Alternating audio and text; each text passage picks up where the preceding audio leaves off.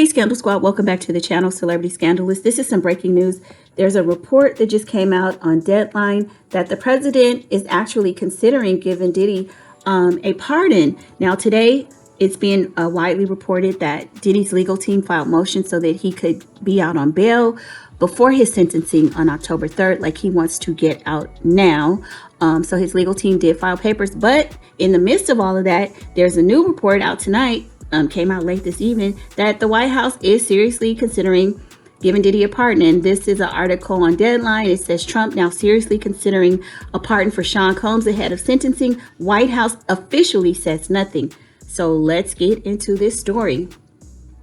It says Donald Trump is heavily weighing giving Sean Diddy Combs a full presidential pardon ahead of the convicted Bad Boy Records founder's sentencing later this year. Nearly 2 months after Trump publicly entertained the notion of a Diddy pardon in an Oval Office gaggle, a comprehensive get-out-of-jail card for Combs is being seriously considered, an administration source tells Deadline. Additionally, as several associates of the much accused and currently incarcerated All About the Benjamins performer have been pitching the White House, other insiders confirmed the topic has leveled up from just another Trump weave to an actionable event, since Combs was found partially guilty in his New York City ex-trafficking trial earlier this month. Of course, as a number of parties attest, this being the roller coaster of Trump world, any decision on a Combs pardon is in the flux until POTUS actually puts his signature on paper. Repeatedly denied a $50 million bond and released from Brooklyn's Metropolitan Detention Center since his arrest last September, Combs could end up spending 2 to 3 years in a federal prison upon his sentencing on October 3rd by Judge Arun Subramanian. Any sentence certainly would include time already served by Combs. Even with that, and the Fed seeking the maximum under sentencing guidelines, an appeal is widely expected to be launched by the 10-attorney deep defense almost immediately after sentencing occurs. Contacted by Deadline, Combs' defense team led by Mark Agnifilo and Tenny Guerrero had no comment on any pardon talk for their client, while a number of individuals close to Combs, both personally and professionally, have been very active in seeking White House recourse for the Grammy winner. The defense team itself has had no significant participation in the process, I hear. Up on 1600 Pennsylvania Avenue, the reply was that the White House will not comment on the existence or non-existence of any clemency request, according to an administration official. Well, damn, you just said earlier in the article that an administration official had confirmed that the pardon was possibly a reality. Okay, whatever. With a damning verdict for the U.S. Attorney's Office for the Southern District of New York delivered by a federal jury on July 2nd after an 8-week ex-trafficking trial, Combs escaped the most severe of the criminal charges he was facing. Even before the mixed verdict came in, Trump exclaimed on May 30th that when it came to a Diddy pardon, he would certainly look at the facts if he thinks someone was mistreated, whether they like me or they don't like me. Remember, Trump had kind of commented, well, we used to be friends. He used to like me, but he started talking bad about me during my political campaign. Once big on Trump, Combs became quite critical of him during the Republicans' first term and endorsed Joe Biden in 2020. Before that, Trump and Combs had known each other for decades, with the former bluntly calling the latter a good friend in 2012. Soon after hitting stardom, the often ostentatious Combs was a regular on the 1990s and 2000 Manhattan Party and charity circuit and often came into contact with Trump, who moved in similar circles. In the season 12 premiere of The Apprentice, Trump told ex-Danity Kane Center Aubrey O'Day that he thought her former boss was a good guy, and I'm going to stick up for him. Asserting in May of this year that no one has asked for a pardon for Combs, Trump added, I know people are thinking about it, as the May 12th starting trial went on. Jumping into the fray after weeks of trolling, Combs' Curtis 50 Cent Jackson vowed to stop any pardon. I'm going to reach out so he knows how I feel about this guy, the Trump-friendly rap star said on May 31st, and he posted that on social media.